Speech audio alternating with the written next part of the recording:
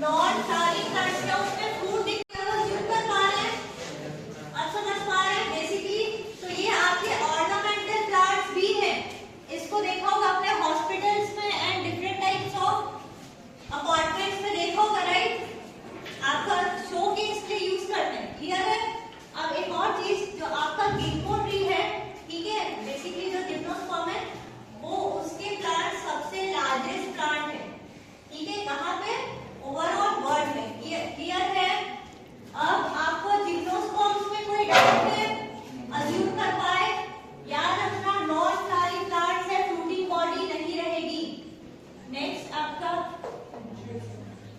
Angiosperm. अब angiosperm का clear है बेसिकली क्या है? Flowering plants. तो सेवरल टाइप ऑफ फ्लावर के प्लांट्स दिखेंगे, क्या है ये? आपका हिबिस्कस या फिर चाइना रोज। अब ये बेसिकली डिफरेंट हैबिटेट के अकॉर्डिंग है।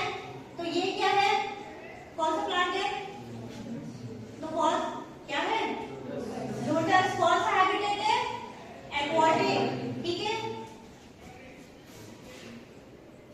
नेक्स्ट सनफ्लावर, कौन सा हैबिटेट?